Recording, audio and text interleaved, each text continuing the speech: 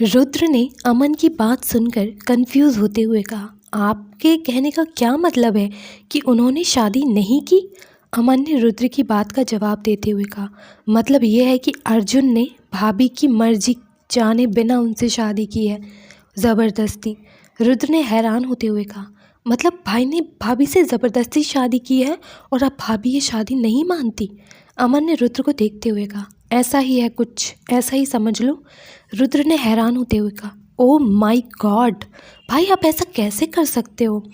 अर्जुन रुद्र की बात को इग्नोर करते हुए वहाँ से चला जाता है।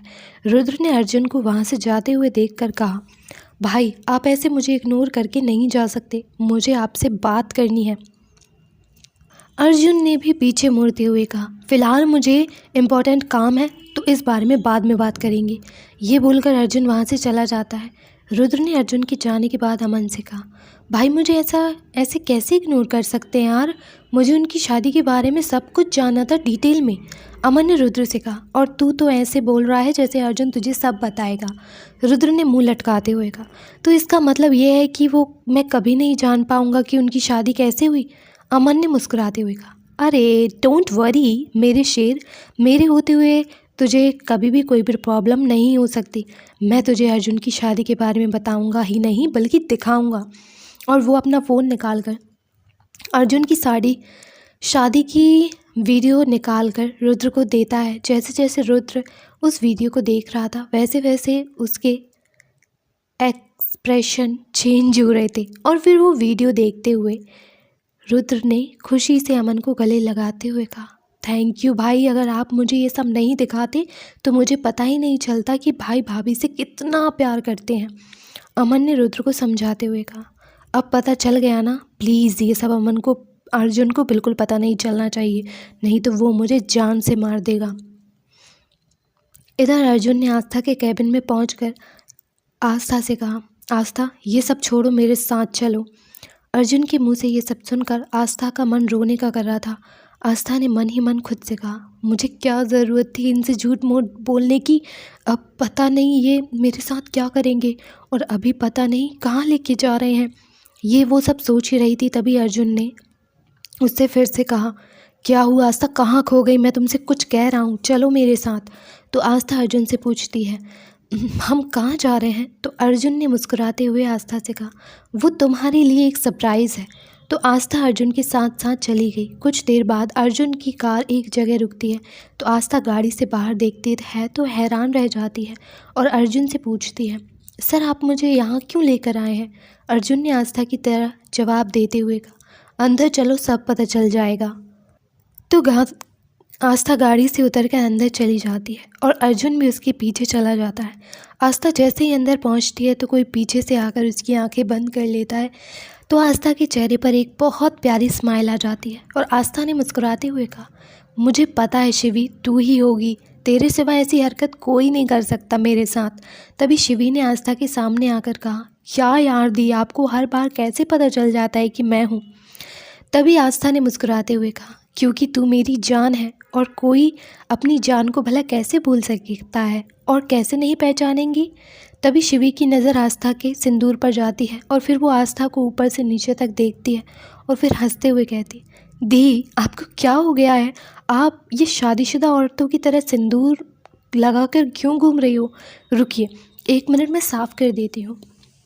और जैसे ही शिवी अपना हाथ बढ़ाती तो आस्था ने उसका हाथ पकड़ते हुए कहा, ये क्या कर रही है शिवी तू?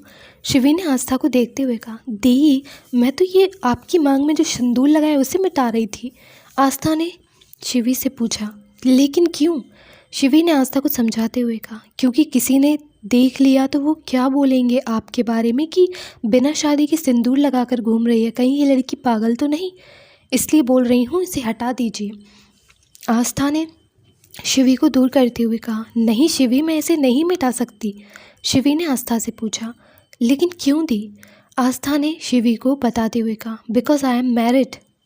आस्था के मुंह से ये सब सुनकर जैसे शिवी को तो झटका लग गया था और वहीं ये सुनकर अर्जुन के फेस पर एक बड़ी सी स्माइल थी और वही शोर सुनकर मनोज जी भी कमरे में आ जाते हैं।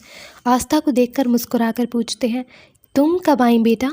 तो आस्था ने मनोज जी को देखते हुए कहा, बस अभी आई हूँ पापा। तभी मनोज जी की नज़र अर्जुन पर जाती है तो मनोज जी अर्जुन से कहते हैं, अरे तुम वहाँ क्यों खड़े हो बेटा, अंदर आओ। मनोज जी की बात मानकर अर्जुन अंदर आ जाता है।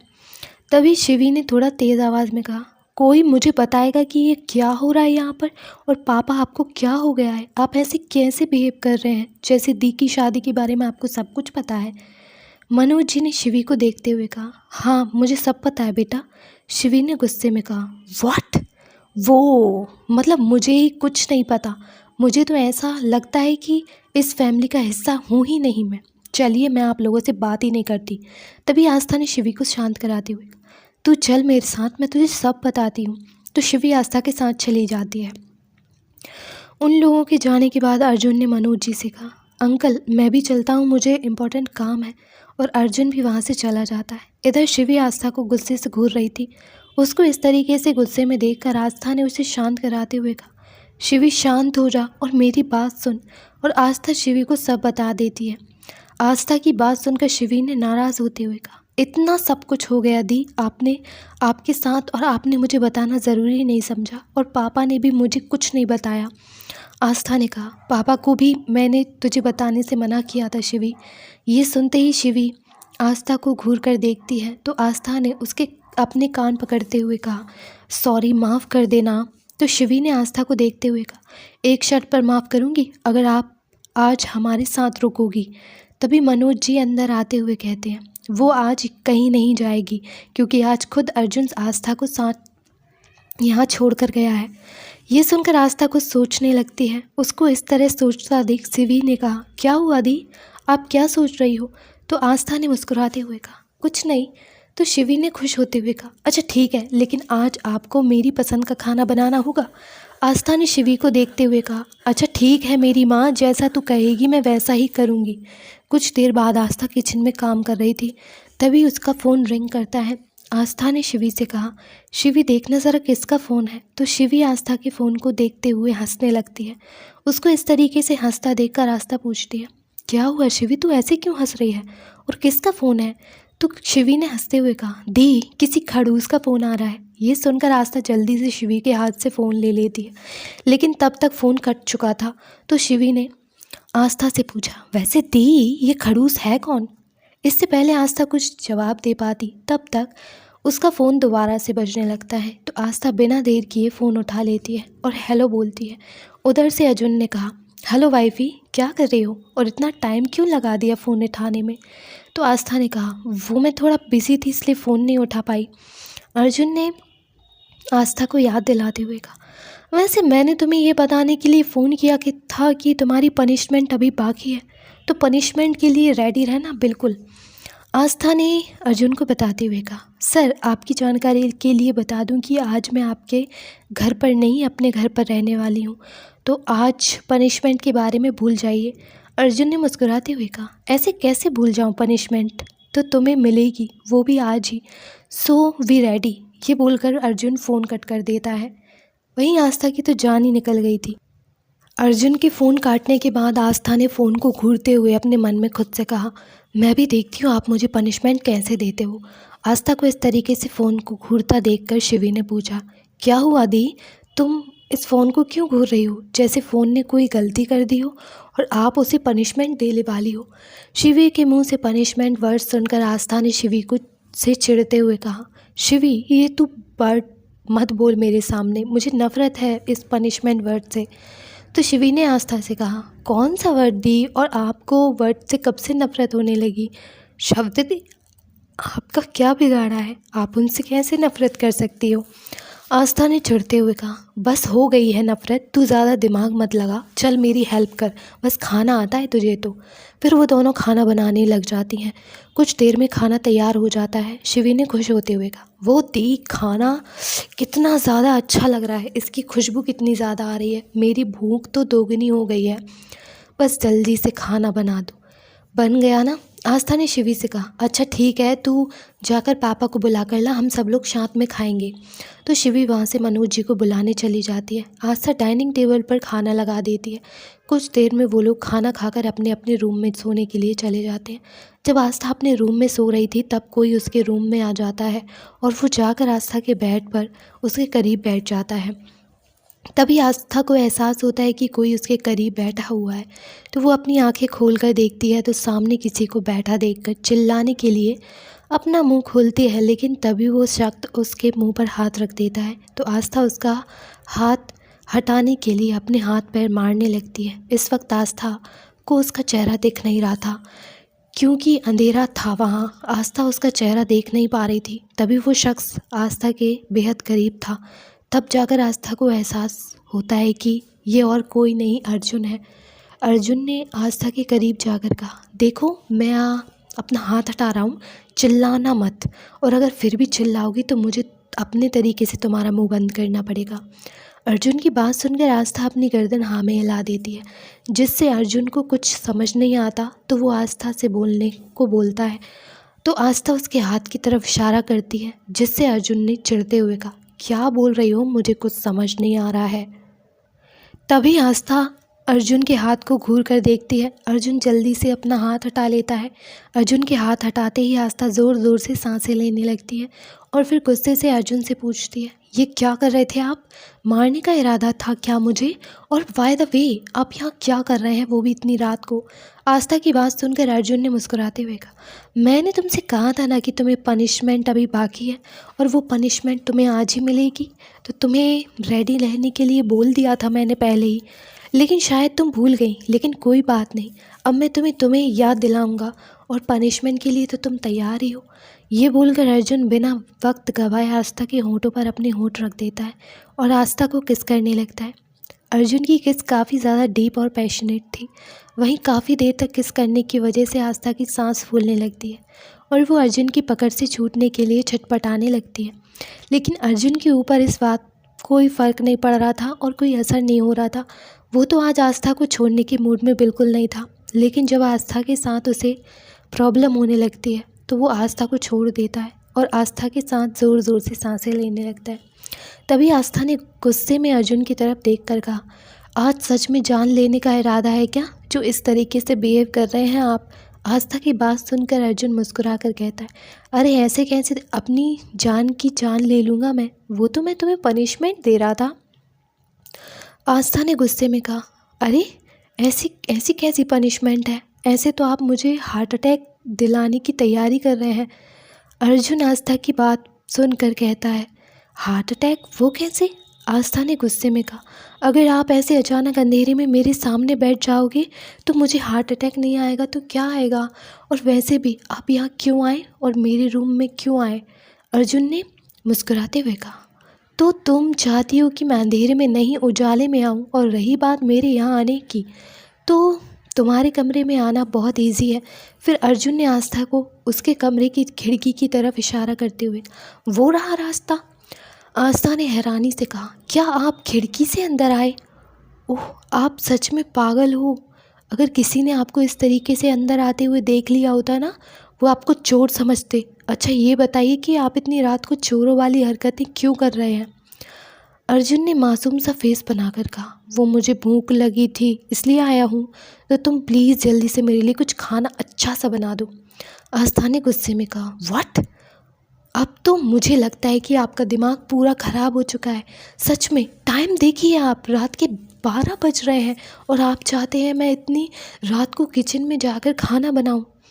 वैसे घर जाकर भी आप खाना खा सकते हैं, इतनी रात को यहाँ क्यों आए हैं आप? अर्जुन ने आस्था को देखते हुए कहा, वो क्या है ना, मुझे मेरी वाइफ के हाथ का खाना खाने का मन था इसलिए मैं यहाँ आया, और जाओ जाकर मेरे लिए कुछ बना कर लेके आ रहा हूँ, ये तुम्हारे पति का ऑर्डर है। आस्था ने अर्जुन को देखते हुए कहा, और आपको ऐसा क्यों लगता है कि मैं इतनी रात को, वो भी रात के 12 बजे में आपके लिए खाना बनाऊँगी?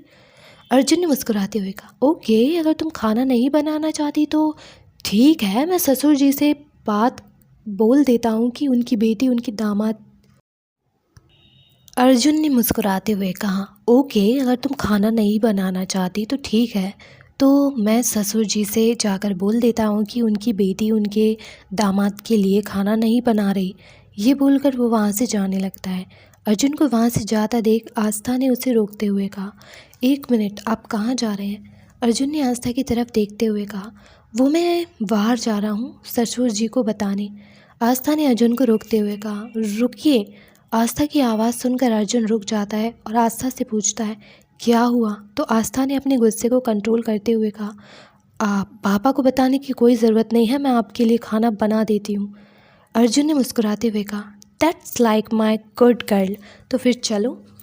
तो आस्था अर्जुन से पूछती है, आप कहाँ जा रहे हो? तो अर्जुन ने आस्था को देखते हुए कहा, अरे मैं इतना बुरा हस्बैंड भी नहीं हूँ कि अपनी वाइफ को अकेले रात में काम करने दूँ। तुम्हारी हेल्प करूँगा मैं। तो वो दोनों वहाँ से चले जाते हैं। वो लोग हॉल में पहुँचते हैं।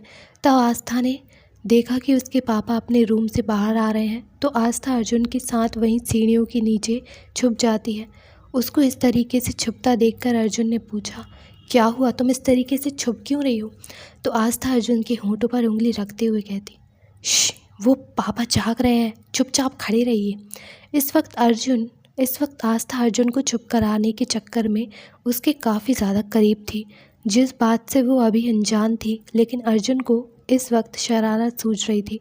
वो तो आस्था की कमर में हाथ डालकर उसे और करीब खींच लेता है, जिससे आस्था उसके और करीब पहुंच जाती है और उसकी आंखों में देखने लगती है। आस्था अर्जुन की आंखों में जैसे खो सी गई थी। उसे इस वक्त होश नहीं था कि वो यहाँ कहाँ है। तभी अर्जुन ने उसकी तरफ देखते हुए कहा, वो चले गए। आस्था अर्जुन की आंखों में खोई हुई थी और बोलती है। तो अर्जुन ने आस्था के कान के पास जाकर कहा, ससुर जी चले गए हैं मिसेस। अगर तुम फिर भी इस पोजीशन में रहना चाहती हो तो मुझे कोई भी दिक्कत नहीं है। अर्जुन की बात सुनकर आस्था अपने सेंस में वापस आ जाती है और आस्था ने अर्जुन के सीने पर मारते हुए कहा, बेशर्मी की भी हद होती है। ये बोलकर अर्जुन से दूर हो जाती है और वहाँ से किचन की तरफ चली जाती है और अर्जुन भी मुस्कुराते हुए उसके पीछे पीछे चला जाता है। आस्था के किचन में जाते ही अर्जुन भी मुस्कुराते हुए उसके पीछे जा रहा था। तो आस्था अर्जुन से थोड़ा गुस्से में पूछती है, अब ये भी बता दीजिए कि आप क्या खाएंगे? अर्जुन ने आस्था की बात का जवाब देते हुए कहा, जो भी तुम प्यार से बनाओगी मैं वो सब खा लूँगा।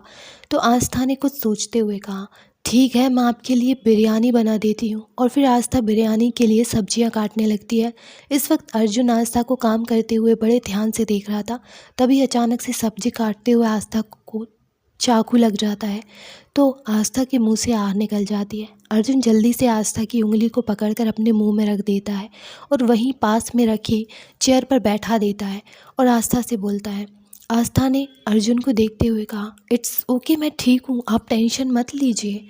तो अर्जुन ने आस्था को डांटते हुए कहा, चुप, एकदम चुप, मुझे दिख रहा है तुम कितनी ठीक हो और तुम चलो, हम अभी डॉक्टर के पास चलते हैं।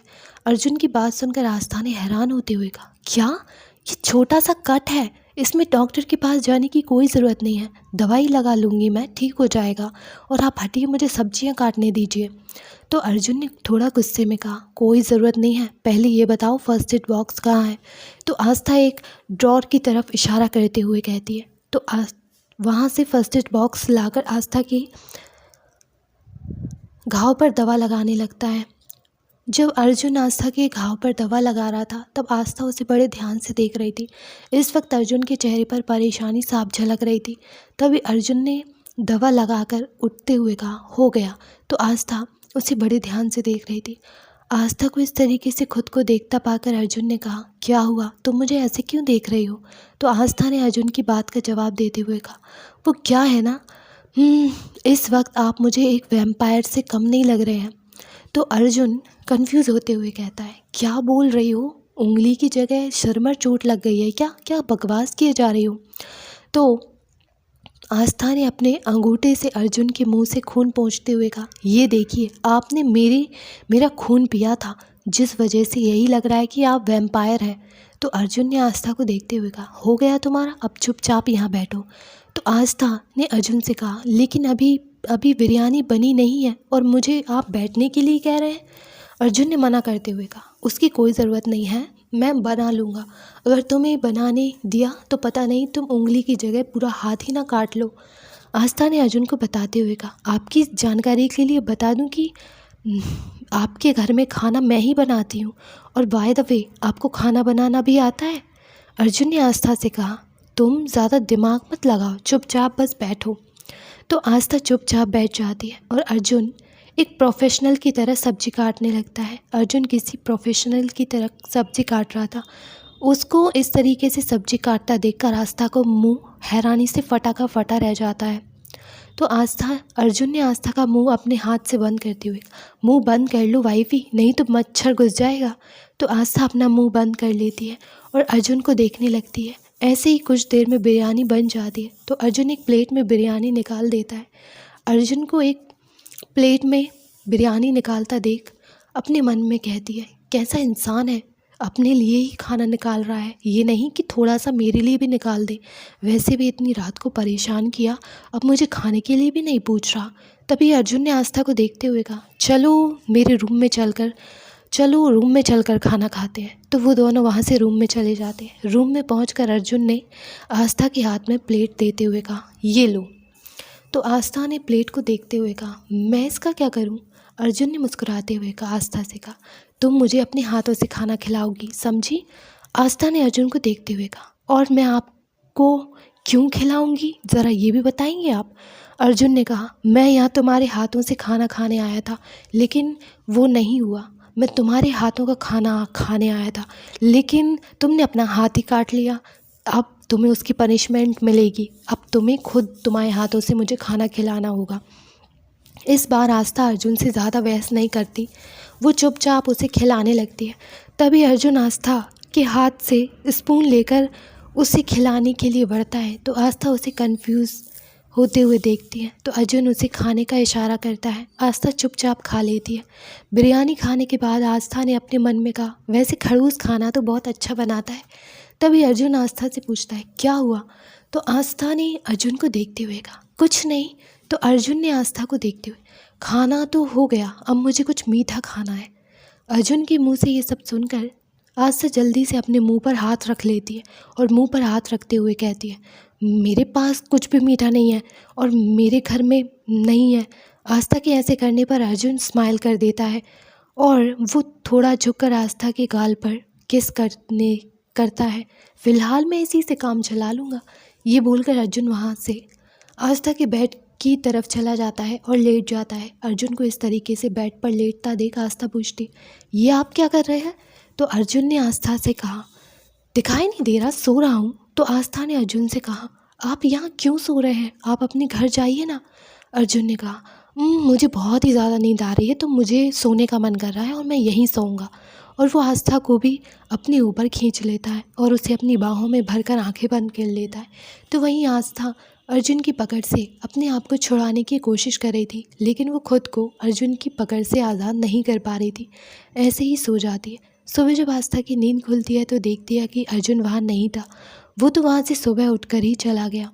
और कुछ देर बाद वो वॉशरूम से बाहर आती है और उसकी नज़र अचानक से कमरे में रखे टेबल पर जाती, जिस पर एक रोज़ रखा था और आस्था उसके साथ एक लेटर भी था। आस्था उस लेटर को उठाकर खोलती है तो उसमें लिखा था, गुड मॉर्निंग वाइफी, मुझे पता है तुमने सबसे पहले जागते हुए मुझे ही ढूंढा होगा, लेकिन क्या करूं, मुझे भी जाना पड़ा। अगर मैं यहाँ रुकता तो तुम्हारी फैमिली मुझे देख लेती और जिस वजह से तुम्हें एम्बैरेस फील होता, अनकंफर्टेबल फील हो सकता था, जो मैं बिल्कुल नहीं चाहता, इसलिए मैं वहाँ से चला गया।